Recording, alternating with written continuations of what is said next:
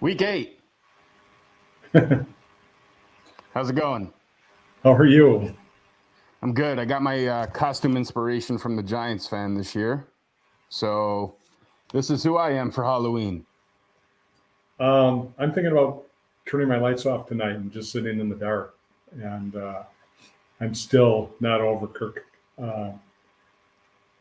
my quarterback, getting rid of his Achilles. Yeah, well, I mean, tough way to go for sure. The team is 500 now. Yeah, I After know. your bold Super Bowl prediction, they're actually doing something. Well, I was well on my way to that prediction. I was going in the right direction. And unfortunately, the Achilles gods got me. But, maybe what's our backup quarterback's name? Is it Bart or his last name is Hall? He came from BYU, and maybe he'll be the catalyst will get me to the Super Bowl. Well, the fact that you don't know his name definitely says a lot about what hopes you have for him. Right. So crazy week, man. Still in upset mode. Definitely some teams that shouldn't be winning games are winning games. And to be honest, man, it's throwing a loop through the Sun Fantasy League. So I don't know. Did you what games did you catch? Which ones caught your attention? Well, I watched Detroit last night. It dragged out a lot longer than I thought it was going to. They started really ferocious, and then I thought the Raiders came on, and I thought, they were going to be a lot better. They were looking good. Thought their defense was pretty good, but I don't know, Garoppolo, he just has a long way to go if he goes anywhere. Obviously, go ahead. No, I was going to say Garoppolo is not the answer to the problem, but he definitely added fuel to that issue last night. He just looks lost, man. I don't know if he's that hurt or if there's just no chemistry amongst anybody, but he's really not the answer that team needs right now. And I really feel for Devontae Adams, man. Like, this guy does not deserve this. He came to that team to play with his college quarterback. They kind of threw him by the wayside. They got rid of him. They gave up on him. And, he's too talented of a player to go there and I guess suffer, in a season like this. It's terrible what happened to him. And, the thing of it is, though, is he got out of Dodge just in the nick of time, too, at Green Bay. I mean, obviously, Love is terrible. I don't know what they're going to do, but they're a mess. Green Bay's a mess. Yeah. So, hopefully, maybe.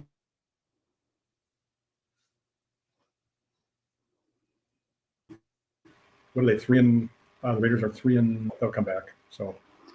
Yeah, they had a chance to go 500 and they blew it. So, look, they have a lot of issues, man. And, they got the Giants next week, which, great timing for my mascot here. And then they got the Jets, and then they got the Vikings. So we'll see where all that plays out. But I don't have high expectations for what that team is going to produce for the rest of the year by any means. Yeah. I'm having a little sound problem. Your dialogue's going in and out, and I don't know if it's my iPods or if it is, I'll take them out and just go with the computer audio. But let's see what happens. It could very well be my costume, but I think I made my point. So I'll change back. Okay. Yeah, you asked about other games. I have 4 paid fantasy teams, and I've got 2 free fantasy teams. And then I've got one, I get this newsletter from Fantasy Index. I've got their free team. So I'm usually on my phone on the apps looking at the scoring that way than watching a whole bunch of the games live, which is really kind of a sick thing to do, I guess. But I live or die by the phone on Sunday. Yeah. So, there's a lot of teams out there. I mean, San Francisco never thought they'd lose again, after what happened here to the way the Vikings beat them. Miami did pretty well. I really love Miami. And Jacksonville, they're looking good. So Philly, hung in there. I thought they were going to go down to Washington, I think, but they hung in there. So there's a lot of surprises this year, right? Yeah, I mean, let's unpack some of those because those are some critical games, man. And this is 3 weeks in a row right now where I sort of had San Francisco's back, and they came out and laid an egg. And I don't even know where to put the blame, dude. To be honest with you, I think that for what it was worth, they played a really tough game in Cleveland. The kicker obviously did not come through, but Purdy put him in a position to win that game. They follow that up with another loss. And then this past week, man, for what it's worth, Cincinnati's been playing better. But you figure after blowing 2 games and then having the home, coming back home and, having the shot to break that losing streak, injuries kind of hit them. And I don't know if Purdy's going to play. That could potentially be problematic. But, you got to sit back and you got to think about it. Like, when did all this really start happening? And, is Deebo Samuel enough of a threat on that team that prevents them from executing their offensive game plan? And if so, when he's not in the field for them, they are not the same team, which they're now 0-3 when he doesn't play. So I don't know where this team goes from here. They're on a bye this week, so they'll definitely have some more time to lick the wounds and figure things out.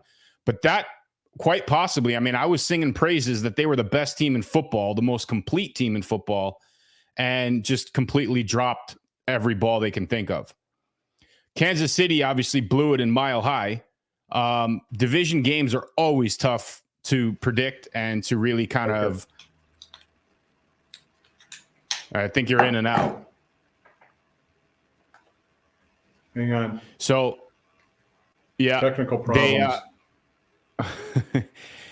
Kansas City is, they did not show up at all. It's not, I can't even remember a game where Mahomes did not go into the end zone.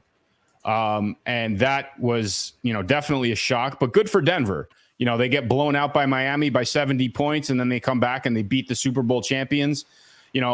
A lot of people don't give credit to these division games, especially when they're played 17 days apart. Anybody that's played football understands that the hardest thing to do in football is to beat the same team twice. Now, division games, that's so critical, right? But when you play the same team within a 17-day stretch, that's really difficult to do. And defensively, it obviously works in your advantage because now you understand more of the execution of the opposing team's game plan. And for what it's worth, Denver perfected that game plan this week at home in a much needed win for not only Denver, the city, the coach, but definitely for Russell Wilson, man. I feel like too many people have thrown him over the cliff, obviously not doing much since he's come to Denver, but this is a statement win for whatever it's worth in keeping his hopes on that team alive. Yeah. Can you hear me now? I got rid of those earphones. Yep. You're good to go. Yeah. Good. I'm hearing you perfectly. There's a little tiny delay now and then. I love Russell Wilson right at the moment, and obviously Kirk Cousins is done, and I had him on a bunch of my teams. So actually Russell's available on a lot of fantasy teams, and I think I'm going to go after him. He's just, new coach and, 2 years there. I think you're right. I loved it. Statement. Well, Cortland Sutton and Jerry Jeudy definitely need to continuously step up for that team. He can't do everything on his own. And we'll see where the rest of the season plays out for them. They're obviously not in really high contentions to win anything or to even make it to the playoffs. But if they have something to ride on and they can land a decent sized pick next year, because they gave up a lot for Wilson, including a lot of their future. So they need to recoup something back. And we'll see where they end up and if that has any kind of impact on their draft status. But, they need some sense of morality to keep riding. And a big statement game against KC at home is definitely the way to do that. Yeah. And again, KC, as good as they are, they've lost some of their receivers, to free agency. And I just think it's hard for them to kind of duplicate. Mahomes is Superman, but he he can't do everything. So, and who knows, maybe Kelsey and Taylor Swift, maybe he's really preoccupied at the moment. We can't go one episode without a Taylor Swift joke. No. Yeah. So let's, speaking of Miami and what they did, I mean, look, they swept New England. Again, New England is not the New England that we all love to know and hate. But Miami definitely looked impressive. Jalen Ramsey showed up. I mean, that was interesting and good thing to see. I mean, last week when we talked, I thought that Xavier and Howard definitely was a missing piece in that secondary, but seeing somebody like Ramsey come back, that definitely has the positive impact. Didn't like what I saw out of Mostert. Obviously, Tua did what he had to do to win the game. Miami is still very much a force, but I'm not really liking the consistency on defense. And I think when they play against good teams, that that Swiss cheese kind of shows itself. You could be the best offensive power in the league, but when you start getting closer to playoff time, and especially in the playoffs, teams realize real quick that if you're an offensive threat, the best way to keep you off your game is to keep you on the sidelines. So that's when, mediocre to decent size offenses step up in third downs just for the purpose of keeping a high powered offense off the field. We saw that when the Giants played the Patriots twice in the Super Bowl.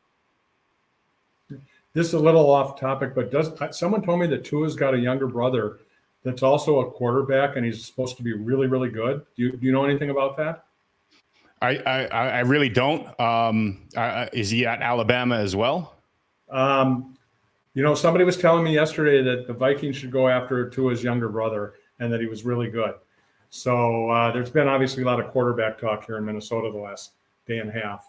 So including the New England quarterback, maybe trading for him.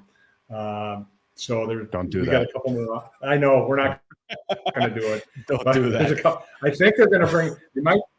They've talked about Carson Wentz. They've talked about Nick Foles. They've talked about this McCoy, who I don't even remember. I guess Kevin O'Connell used to coach him or play with him or something. So I don't know. I'm kind of for letting the rookie play this week, and then we've got this guy named Nick Mullins, and he's a journeyman quarterback. So I don't know what's going to happen, but anyway. Those are not impressive names to go out and get rid of things for, especially when you're, the way you're talking, it sounds like the consensus is they're not going to bring Cousins back. This is his contract year, right? So, they might let him walk. Actually, there's also been a lot of talk. They say Achilles injuries, usually heal pretty well. He'll be 36 next year, but he's, to sign him, still draft a younger quarterback, sign Cousins, let him mentor, whoever that is. And because the other issue is, we've got JJ and we've got Addison now. And, those guys are high profile. I don't know if they'll stick around if there isn't a, decent quarterback. Well, Addison's still a rookie, right? So he'll be there for a little bit. I think he's one hell of a rookie. So, they're definitely doing the right things about getting pieces in place. You lose certain receivers and you lose certain players, and then you kind of, quickly fill the void. And as rough as the start of this season has been up there, man, they've kind of righted the ship. And frankly, again, I don't even know if Cousins is the reason why they've been winning those games. So they very well could continue this streak if the team, just steps up a little bit more and, has the back of whoever's filling the void at QB. Yeah, Florey's defense has been pretty awesome, and there's a lot of positive vibe around them. Yeah, definitely. So let's jump to arguably the best team in football right now. And I don't think I've ever thought I'd say this, but are the Jaguars the best team in football at this moment? They're riding a 5-game winning streak. They've played some very tough division games and came out on the positive end of it. They've also played against some pretty decent AFC top tiered teams, not even on this continent, and came out on top of it. Everything is clicking for Jacksonville. The only thing that I've said for weeks here is that I wish they get Evan Ingram a little bit more involved. He doesn't have a touchdown yet. Lawrence is finding ways to win games, and that's all you could really ask from a quarterback in this league. And, he doesn't need to light up the scoreboard and, put up 90,000 yards a game. Like, he just needs that W, man. And he's found ways to do that over the last month or so. They are, obviously they did what they had to do in Pittsburgh, a very tough place to play, even with the status of the Steelers. But I mean, am I wrong to think that Jacksonville is the best team in football right now? Well, I wouldn't argue against you. You know, they were so darn close last year. I think the Super Bowl still got to go through, at least on the NFC side on Philly. So they could be the AFC team. Kansas City isn't done yet. We'll see what happens. So Miami, I think, is going to be in it. But Jacksonville is awesome. Yep. All right. Well, let's get to the elephant in the room. Quite possibly the worst football game played this season. That includes preseason, by the way. I wrote down some significant stats for the Giants in this game because it's worth bringing up and making fun of. Okay, so I'm just going to rattle off the stats, and then we'll go through it. In total, between the Jets and the Giants, there was 24 punts in the game. The total over-under on the points was 23, right? So there was 23 points scored, and there was 24 punts kicked. 13 by the Giants, 11 by the Jets. In total, there was 1,078 yards in punts. Okay, so just think about how far that ball had to travel to reach that in a single game combined amongst both teams. There was 2 missed field goals, both by the Giants, one arguably that lost them the game. The Giants passing stats for the game between 2 quarterbacks because Taylor went out and then they brought in DeVito. They were 6 for 14 for a total of 7 yards. Taylor had 8 yards. DeVito, who came in the second half, ended up with -1 passing yards. How the hell that happened, I have no idea. They threw the ball to 4 different receivers. 4 people caught the ball out of the 6 passes or 6 catches. 3 of those catches were Saquon Barkley, running back. 1 of those catches was Darren Waller, tight end. 1 of those catches was Matt Breida, running back, which leaves the only other reception caught in the game by 1 wide receiver in Darius Slayton. 1 receiver caught the ball in the entire game. Now, say what you want about the problems that the Jets have and all these things that happen with Rodgers. And, was this a defensive masterpiece that the Jets put together to produce statistics like that for a professional football team? Or are the Giants so bad that they can't figure out to protect the guy for 2 shakes of a lamb's tail and just get the ball out of his hands to gain positive yards? Which is the correct answer here? Well, I think it's a little bit of both, and you got to watch your blood pressure, Mike. I think that the Jets have a pretty decent defense. Preseason, they were ranked right up there in the top 4 or 5, before Aaron Rodgers got hurt. Well, obviously, he didn't have anything to do with the defense, but the Giants, I think, are that bad. And I, for the life of me, don't know how they beat the Vikings last year in that playoff game, but they did. And I just think there's something wrong with something rotten in New York. The Yankees had a horrible year, and now the Giants are having a horrible year. Rangers are off to a good start for what that's worth, but we'll see where that goes. But yeah, I mean, look, I agree with you. I think that they more so than Minnesota have much bigger QB issues. And when Linda was on last week, when we came time to pick the win-loss for that particular game, I told her, I said, if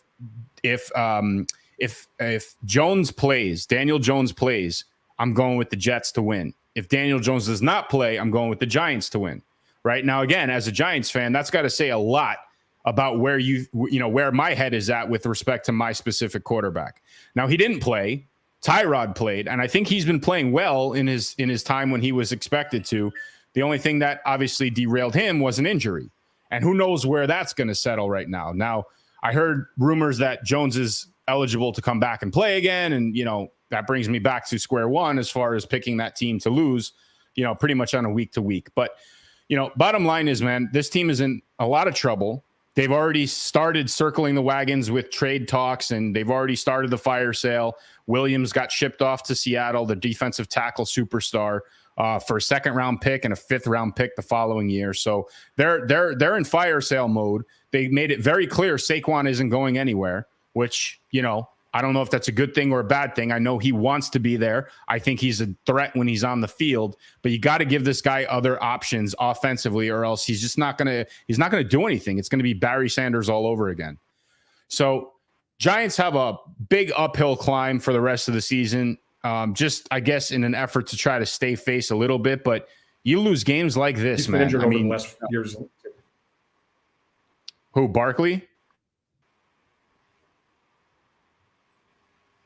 You're talking about Saquon? Yeah. Yeah, I know, man. And, Barkley's been injured a lot. Injuries are things you cannot predict, unfortunately. And, fortunately, too, because that's kind of why they play the game. But if you look at the way that the league has been treating running backs over the last offseason, I don't see how the Giants can build a team around this guy.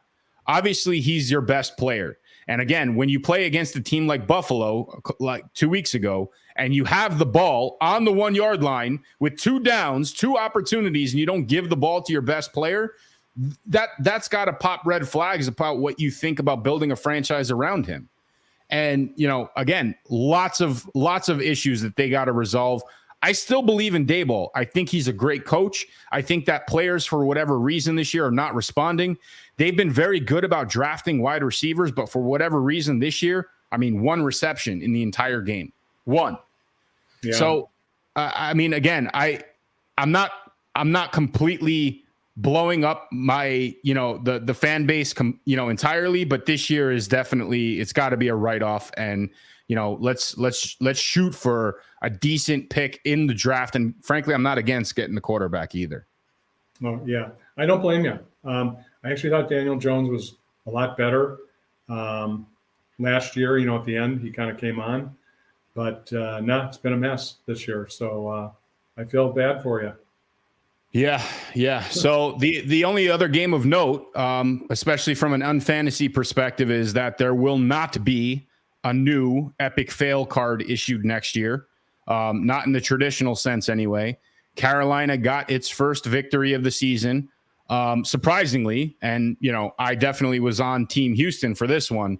But hard fought, weird game. If you caught any of the highlights or you actually caught the game, you'll understand. But number 1 overall pick versus number 2 overall pick doesn't really happen much in the NFL. But number 1 got him this time. So good for Carolina. I guess they're off. They're out of the L column for the first time this season. I still think Houston is doing good things, and whether they make the playoffs or not is irrelevant. The last few years have just been horrific for them. They're another team that sold off everybody, and frankly, it's good to see them starting to move in the right direction again.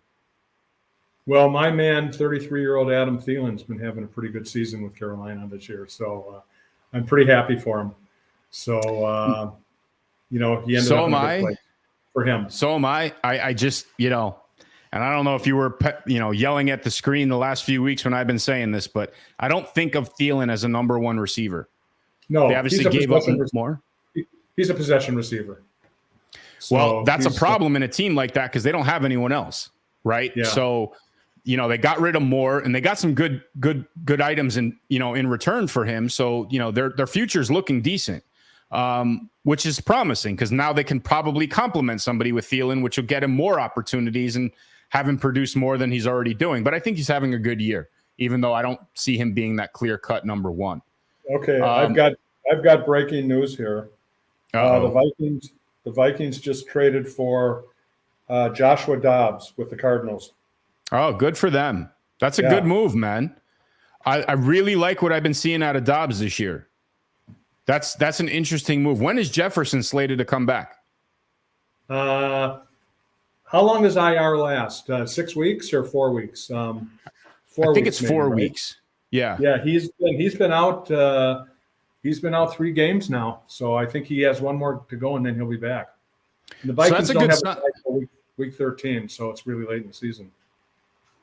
Well, that's a good thing too. You want that break later in the season than before, right? So, but that's a good timeline, man. Because whatever reps he could potentially get under either in film or whatever with Dobbs, that's going to be impressive. Now, that also tells me that Arizona is predicting that Kyler's coming back, which, Yeah. that might shift some dynamic away on the way that team is playing. So that's going to be fun. That's going to be interesting to see how all that unfolds. But yeah, congrats, man. That's a hell of an upgrade. I was thinking during our conversation, what are the quarterbacks out there that potentially Minnesota can go after? Again, they're a 500 team in a really bad division, so they're not out of it by any means. Super Bowl, I mean, I still think you're a little above your skis on that one. But, Dobbs is one that has flown under the radar this year. Doesn't have the record to show for it, but he's been playing really, really well, man. And I think that, that's one that I would not have suggested, but I'm glad it turned out that way, because that definitely catches my attention now. I'm actually pretty surprised. I thought they were going to go for Kyler Murray, but it is what it is. We'll find out more. Don't get greedy, Jack. Don't get greedy.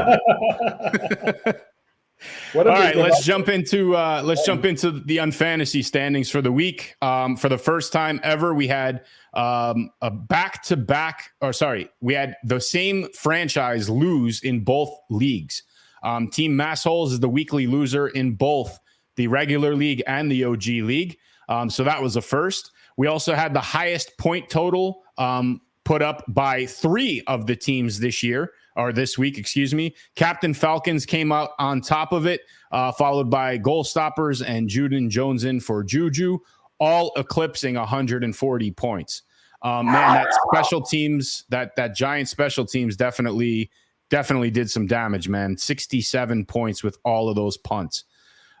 So exciting to see that. Back-to-back winners for Captain Falcons. Captain Falcons won week 7 and now week 8. And I believe I'm talking to the defending pick 6 champion and recipient of the $100. Adman Jack won. Yeah, that's actually my social media moniker. I really like Great ETH Homie for the Unfantasy League, but I thought it would get a little too mixed up. So yeah, it was great. I was going to go with the John Briggs strategy. Actually, last week, or 2 weeks ago, he went with all New England, and I was going to go with all Chicago, and I think I was going to pick, I forgot who the other team was, all Arizona maybe, and I said, that's not going to work again. So I actually spent some time thinking about it, and believe me, I'm not sure what I did, but I think the Giants came through on special teams for me. Definitely a bold pick, and it definitely came through for you. You squeezed in Tampa Bay before that Thursday night game, so you got that win-loss under your belt before the Sunday kickoffs. Arizona's offense, that yielded some points for you as well. But the Giants, man, I think that just separated you from the entire field.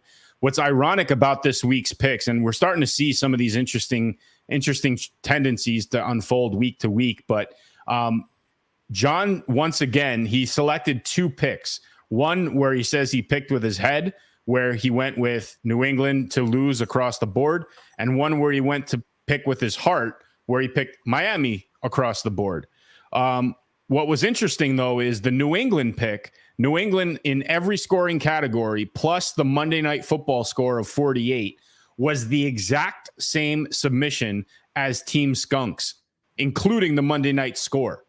So 2 people thinking along the same lines for sure, but that if you didn't pull out that victory, and obviously DD is back again out of bounds and then some, like if these teams didn't post those victories towards the end of the week, man, it would have been an interesting tie, because those guys had the exact same submissions in that game. Interesting.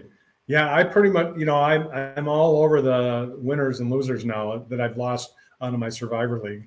I couldn't pick a winner for the life of me, but I saw Tampa Bay play the Vikings. I don't know how the Vikings lost that game. Baker Mayfield's okay. I wouldn't mind having him right now, actually. Yeah, but I don't think he's they're playing above their rank. So, and then last night I thought Detroit was going to, crush them.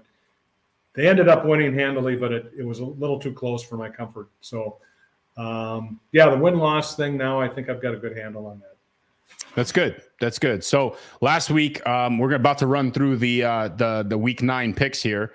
Last week, I made a deal with Linda that if she beat me for the week, that I would let her pick one of my OG cards, anyone that she had chosen, because she was in the market to get her hands on some of those.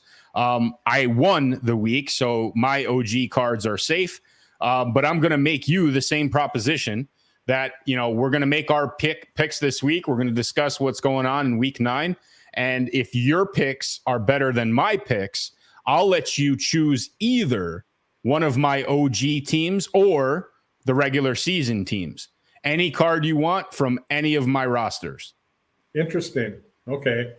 I thought you were going to offer your firstborn son, but I can go with the cards.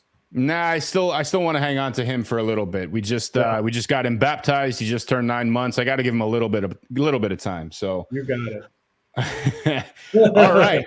Week 9 starts Thursday night football in Pittsburgh, Tennessee versus the Steelers. Pittsburgh obviously coming off a tough loss. Tennessee actually woke up. I mean, backup quarterback. They look good. Hopkins got back into the end zone, not once, not twice, but 3 times, rocking the old school Houston Oiler uniforms, which was interesting to see. Actually good to see those back on the field. I don't know, man. I don't like what I saw out of Tennessee on road games this year. I'm going to go with them losing up in Pittsburgh. Interesting. And Pittsburgh lost this week, right? Correct. To Jacksonville. I'm going to have to go with Tennessee losing as well. Okay. I don't see Pittsburgh losing 2 in a row. Yep. Okay, sounds good. So we're back to Cheerios and football. This time in Germany. This game is going to be played at 9:30 in the morning on Sunday, and it's quite possibly the best game of the week. Miami is the visitor, quote unquote, and Kansas City is the home team, quote unquote. This has the making to be an offensive firepower game. We'll see what the jet lag and obviously the German beer does to these teams as they prep for the week across the pond again. I'm letting you make this pick first, buddy. I don't know. I don't even know where to go with this one. I promised I'd never, ever bet against Mahomes. So I'm going to pick Miami to lose. And I'll probably regret that because Taylor will screw up Kelsey somehow. I really don't see Mahomes, having 2 bad offensive weeks in a row. We talked about him getting shut out of the end zone in a tough division game. I think he bounces back pretty hard here. I think Miami, even though it's going to be a high-powered, high-scoring game, I think Miami blows it. So I'm taking the Dolphins to lose. Yep. Okay. 1 o'clock game. So I guess now the Dobbs-less Arizona Cardinals go into Cleveland. I kind of like what I saw out of Cleveland, even though they didn't pull out the win like I thought they would. Jad. But Watson doesn't necessarily need to be that guy. And I think, what Walker has shown is just that. So I think Myles Garrett is still arguably the defensive player of the year. I think that what he's done on that side of the ball is just remarkable. He's everywhere. Cleveland at home has definitely done some damage this year. They had some hiccups against who was it, Baltimore or Pittsburgh? I forget which team came in and kind of blew them out there, but they definitely beat the Niners there. They've done some interesting games in that stadium. I don't think Arizona's in a position, especially without Dobbs at this point, to do anything, even if Kyler comes back. I'm taking the Cards to lose this in Cleveland. Yeah, Cleveland's got a pretty good defense, and you're taking a warm weather team and putting them in a cold climate. Yeah, I take Arizona to lose. Chicago heads down to the Superdome and faces off against the Saints. Obviously, the Bears did not look good against the Chargers. They really couldn't do much. I don't know where their quarterback situation is going to end up, but I mentioned it before. Fields is out another week for sure. All right. Well, then if that's the case, man, that team is only as good as he is when he's healthy, right? So, he can run the ball, he can throw the ball, he could do everything except win. And especially if he's not on the field, I don't see them winning. I think the Bears lose this in against a tough defense in New Orleans. I think the Bears are just a terrible football team. They're going to lose. LA Rams go into Green Bay. The Rams have been kind of on a little bad turnover over the last few weeks here. Obviously, they got crushed by Dallas. I got a hilarious story about Dallas too, by the way. So obviously I'm listening to the games on Sunday. I took my family to the zoo here in Miami. So I'm listening to the games in my headphones, and I'm wearing the Unfantasy sports for the Cowboys, right? The Cowboys logo. And, around halftime, at least in the span of 15 minutes, I had about 5 or 6 people randomly at different parts of the zoo run up to me and give me a high five and a pound. Like, yeah, we're up 33-3 at halftime. And I'm like, there's no we, man. They're like, what do you mean? And, one guy got legit pissed off at me because like his girlfriend saw the shirt and was like, obviously knew that it was a joke and that I'm not a Cowboys fan and that it was a parody. And she started laughing like in his face. So he stormed off cursing and yelling and stuff. But, it was just one of those awkward moments when, people think you're a fan until they actually see the shirt and they're like, wait a minute, like that's not accurate. I told that story to John this morning, and he told me, he's like, yeah, you really want to screw with people, wear your Giants hat with that same Cowboy shirt. And you just watch people and their confusion until they actually figure it out. I guess that's what he does with the Jets and the Patriots. I mean, I didn't even know Miami had a zoo. Do they drink rum drinks? The animals do and stuff, or what happens down there? They wear Speedos. Yeah, what happens at the Miami Zoo stays at the Miami Zoo. Yeah, no, it's a beautiful place. Definitely, we're members there because we live down the street. But I thought that was definitely funny for the Unfantasy, story, T-shirt story of the week kind of thing. But anyway, so the Rams go into Lambeau. I'm not liking what I see out of Love. You mentioned that earlier. Some of those comments, I don't know if they're just personal to you because of division games or if you're true to that bit. Green Bay has just been awful. And I hope that's not a sign of things for them in the future, because I think football in general is better when some of those older teams are doing good. So I think the Rams actually right the ship. Green Bay has not only played poorly, but they've played even more poorly at home this year. I think the Rams come in and take care of business. Packers go down. Yeah, I got a lot of friends from Wisconsin, business colleagues and friends, and I was actually supposed to go to Lambeau Field last weekend, and I was tired I got back from Ireland. I was pretty tired. I didn't want to drive 500 miles and potentially see the Vikings lose, and then they beat San Francisco, and I thought, okay, now there's a pretty good chance they can win that game. I'm glad I didn't go because I didn't want to see Cousins, rip his Achilles out, but my Wisconsin friends, a lot of them said, oh, I'm selling my tickets for that, even for last weekend. And, our team is awful. I got one friend, he's a doctor, he's got a house in Wisconsin and he's here in Minnesota, and he's got Packers on his license plates, and he dresses up. He looks like a Packer when he goes to the games, and they're done, for right now. They just are terrible. I don't know what it is with Love, but he looked tentative. He looked terrible. And, that's the best they could do after keeping him on the bench for 4 years. Packers go down again. Yeah, I guess we're aligned on that pick, but I wouldn't chalk it up to him being on the bench, man. I mean, guys like Mahomes spent years, a year on the bench. Obviously Rodgers as well. I mean, the recipe is definitely ripe for the pickings, but he's not making the right decisions. And I don't know if it's just a lack of support or if it's coaching or what the answer is, but they got to fix that, man, because if not, that's a lot of hope in a town like that with a lot of success at that quarterback position go down the drain. So we'll see how they bounce back, but I don't think it's going to be this week. Your boys head down to Atlanta, face off against the Falcons. Now, the Falcons have been a good home team. They lost their first home game of the season 2 weeks ago.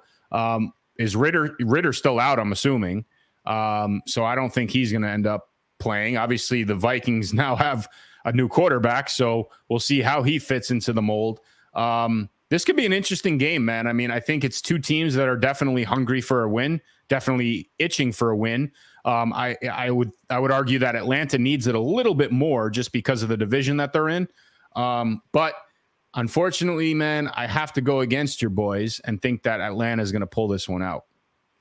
Okay, well, here's where we'll diverge. I'm going to think somehow the emotion is going to carry through. There's a lot of talk about the defense picking up the slack and, winning one for the Gipper and, getting it, and if they play this rookie quarterback, it could be interesting. Our defense has been playing pretty well. There's going to be a lot of emotion. Win it for Kirk, and I don't even know if Dobbs will be able to play in the first week. I mean, I'd be stunned if he does, but I'll take Atlanta to lose because I need those cards from you. I want Dobbs to play. If anything, again, just to get some reps, get his eyesight adjusted from red to purple, and prime him for when Jefferson comes back. Get him some reps, even if he loses the game. I mean, just the more important aspect is that he becomes comfortable under that new system now. And I think he's got enough, and he's proven enough to jump in there and really take the horns, even if it's a simplified game plan. And it's a dome stadium, so they're going to be kind of, in familiar kind of environment. So we'll see what happens. Yep, we shall see. Seattle heads into Baltimore, arguably another game of the week.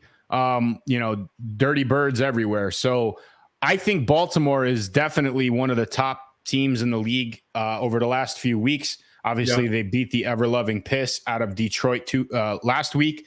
They beat Arizona this week. Not nearly as decisively, but they got the job done on a road game. They've been playing well at home. I think Seattle obviously proved that they could play away from Seattle as well. This has the pickings for a very low-scoring, dirty, penalty-ridden type game. I'm going with the Seahawks to lose, though, man. I really love what I'm seeing out of Lamar right now.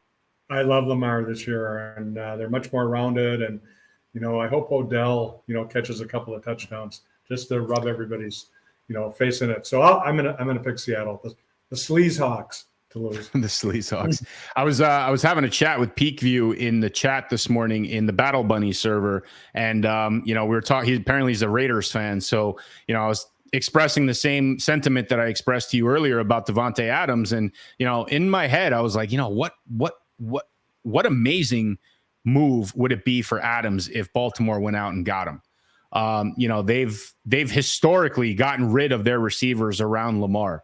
And while Odell is not, he demands attention, but he's definitely not that explosive receiver like he once was. Right. I really think that a guy like Adams would make an immediate impact on that team and put them in immediate Super Bowl conversation. That's an interesting thought. And then we'd all love to see Odell take his jersey off, throw it into the stands, and walk off the field, right? Yeah, well, I mean, I think he would fit in nicely there, not as the primary target, but definitely as a slot guy that can eat up some yards in the middle of the field. Devontae, again, is a super power talent, and you put him with a quarterback like Lamar who can extend plays and who can escape the pocket.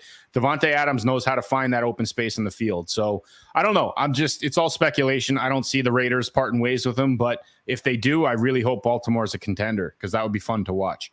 Well, they got about an hour left to do it if they're going to do it. Yeah, a little over an hour at this point. So Tampa Bay heads into Houston. We sung Houston's praises before. Tampa's been playing well. I really like what I saw out of their defense. Their defense has been pretty strong over the last few weeks, I guess, ever since Philly. They kept Philly out of the end zone for the most part in the first half. I don't know, man. Where do you see this one playing out? Again, I'm gonna maybe diverge a little bit. And what I said about Tampa before with Baker Mayfield, but their defense is decent. I think they might be a better team than Houston. So I think I'm going to go with Houston to lose. Well, for the purposes of us disagreeing, this is sort of a coin flip for me. I'm going to go with Stroud actually not losing back-to-back games. I think he's going to bounce back, and he's going to have a pretty decent statement game against the Bucs. I'm going with Tampa to lose back-to-back weeks. Okay, Baker, you got to come through for me. Washington goes into New England. Washington started trading off some pieces. I think they got rid of, Sweat. They shipped him up to Chicago. Okay, so, I didn't see that. Oh, defense? Yeah, the defensive end. In fact, he's, I think he's been, he hasn't been there that long, so that was kind of an interesting move. I think they're also listening to offers on Chase Young, so we'll see what really transpires. Maybe I have those guys reversed. I don't know, but either way, it looks like they're becoming sellers in this type of market, which is interesting, man, because, I don't think they've been playing awful. They obviously haven't been winning the games that they need to win, but I think they put up a decent enough fight against Philly. Division game. Sam, what's his last name? Sam Howell. Yeah, he threw 4 touchdowns, didn't he? Yeah. I mean, look, they kind of broke down in that last minute Devontae Smith touchdown, which pissed me off because that cost me my fantasy week. But I don't think Washington is dead. They're definitely not at the garbage pile with the Giants, but to see them become sellers when they're sort of at the lower end of the middle of the pack, like they could still do something in the second half of the year, is kind of surprising. That being said, New England is just a lost cause. I think New England's making some moves as a buyer of all things, which is interesting to see. But I don't think it has any impact. I think Washington gets it right, and they just walk into New England and take care of business. Patriots lose. Time for Belichick to go to his retirement community. He might get forced into that, ironically. So we'll see what happens. When Brian was on a few weeks ago, we talked about, Patriots possibly going after that college quarterback who's having a decent, Heisman year, and they're saying he's a prodigy and all these things. And his comment was, he would work really well under Belichick. And my comment to him was, I don't think Belichick's going to be there to see it. So we'll see how that happens. But the tides have turned quick in New England, and they threw that guy under the bus quick, fast, and in a hurry. Indianapolis heads into Carolina, the now winning team of Carolina. Indianapolis has been a weird team all year, man. They're either in a gunslinging shootout or they're in a defensive grind. Either way, I think the Colts have a decent enough defense, definitely enough to take care of Carolina. I'm glad Young got his first win in the NFL. I think that he definitely has a promising future, but he will not be winning this week against Indianapolis, even though he is playing at home. Yeah, Carolina to lose. Dallas goes into Philly. This is a long anticipated matchup. Philly, again, has not been playing the best football over the last few weeks, but they've been winning. That one shocker against the Jets. They are the best team in football statistically with respect to their record. They are the only team with one loss. So it's going to be interesting to see how a team like Dallas, who is red hot right now, comes in a division game, tons of emotions. This is one of those ones where I just hope it's 0-0 as a tie because I hate both of these teams. But practically speaking, I think that Cowboys, I think they lose this in Philly. I'm going to take Philly to lose this week because I need those Cowboys. Okay, so then here, let's make a bold prediction here. So you're taking Philly to lose at home this week.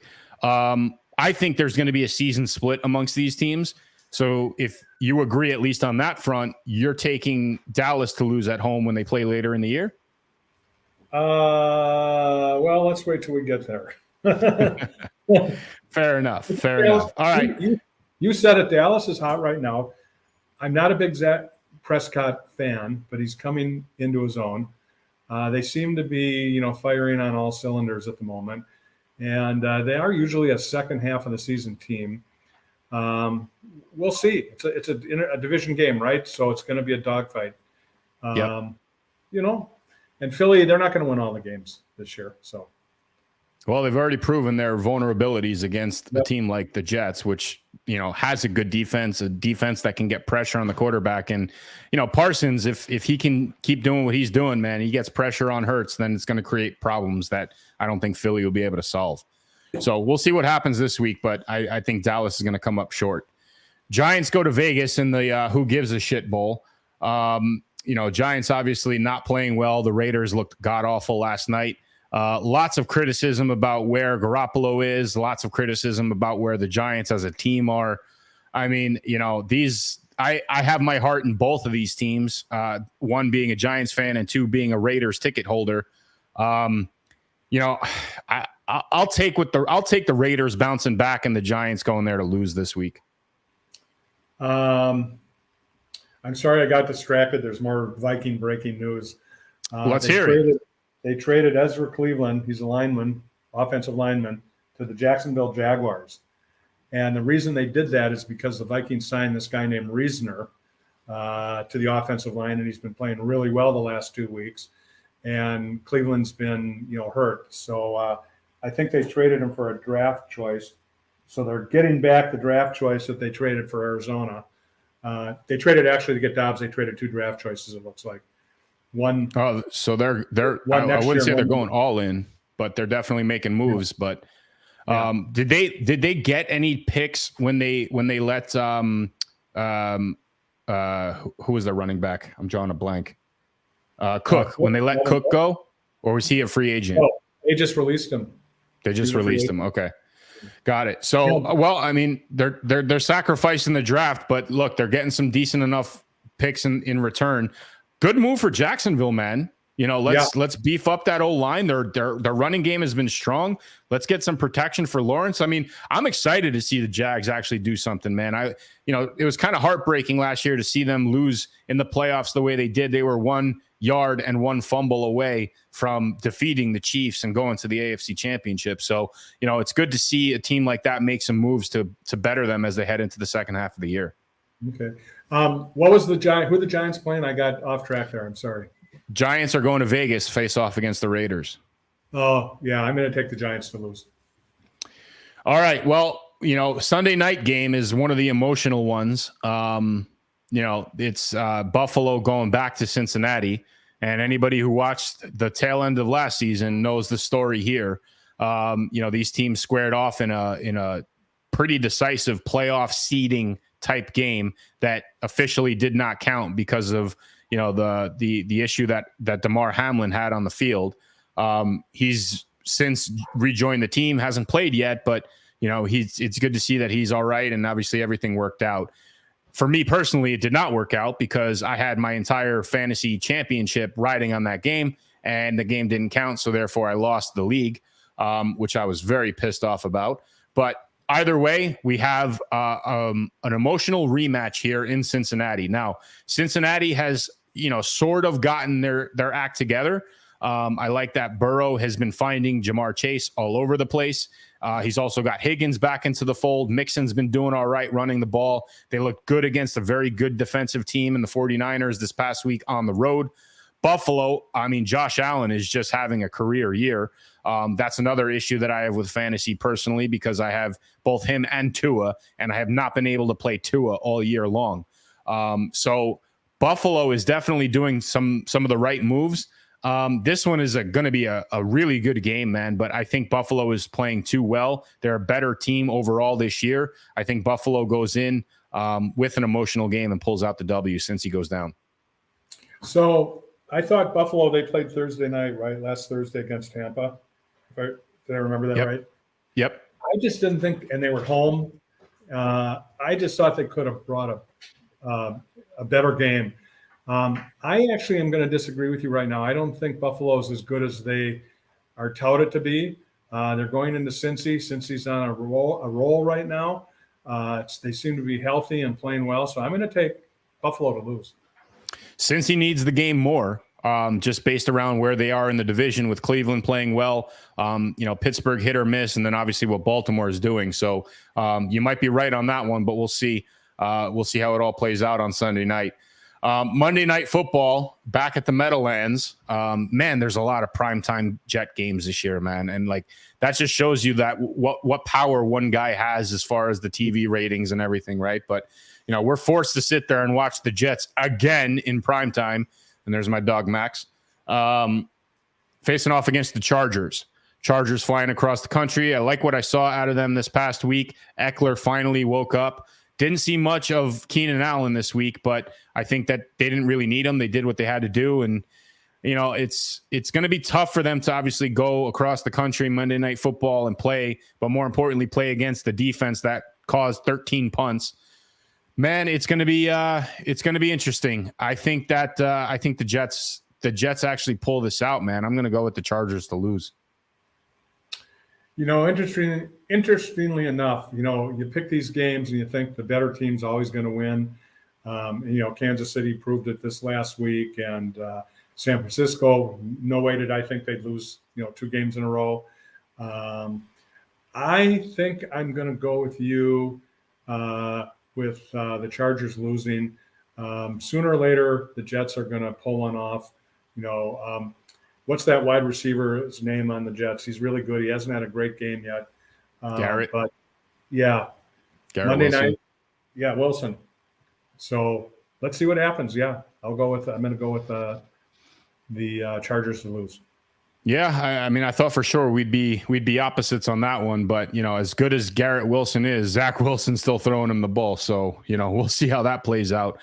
Chargers defense definitely can rake up some sacks. I mean, we saw Khalil Mack post 6 against Vegas, the first time they played. We'll see how that all plays out, man. But it's gonna be fun to watch. Either way, there's 4 teams on a bye this week, so we're back to byes. After having a week where everybody played, we're back to having some teams on a break. We have Denver on the bye. Detroit is on the bye. Jacksonville is on the bye with their new offensive lineman. And the 49ers are on the bye, obviously doing some soul searching, for much needed soul searching for trying to figure out ways to win games again. So once again, Denver, Detroit, Jacksonville, and San Francisco. If you have any of these teams in your lineups, make sure you just replace them with another playing card. We also have an early kickoff on Sunday, 9:30 a.m., Dolphins and Chiefs. Thursday night starts week 9 with Tennessee in Pittsburgh. Definitely going to be a good week of football, man. You got any final thoughts? Well, I think Linda needs to weigh in on the Jet game if she hasn't. And she left off, I think, with a comment a few minutes ago. I don't know if she's still here or not. But no, I think it's been fun. I wasn't overly prepared for today, but I liked it, and we'll see what happens with the Vikings this week, right? Definitely.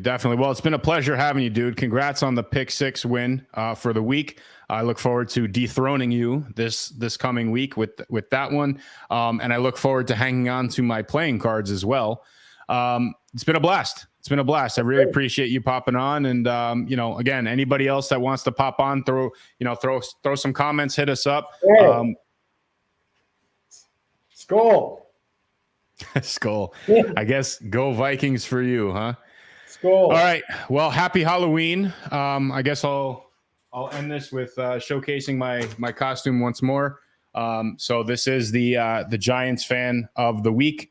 After this abysmal performance that they just had. Week 9, kicking off Thursday. It's been a spooktacular show today. Spooktacular. Final comment. So the reward cards, obviously Captain Falcons winning the week is going to get a set. Then you have Massholes who are going to get the pack for finishing last. Goal Stoppers is going to get 2 cards for finishing 1 yard short. And then whoever had the Giants, because the Giants had the worst or the best unfantasy score of the week, will also get a pack. So I believe that's myself and Penny. Penny is also has the Giants card. So free agency and the award cards will be issued later on today or first thing tomorrow, and we'll be in plenty of time for Thursday's kickoff. Jack, it's been a pleasure, dude. Congrats on Dobbs, man. I'm glad that we were able to break that news live. That was huge. Yeah, I'm waiting for my fantasy partner to get a hold of me because he's a huge Vikings fan. So that'll be my next phone call. Well, make sure they put his jersey in the team store. Arizona failed to do that, so I think Minnesota definitely has an opportunity there. Anyway, as always, it's been fun. Week 9 kicks off Thursday. Titans and Steelers. Let's get it.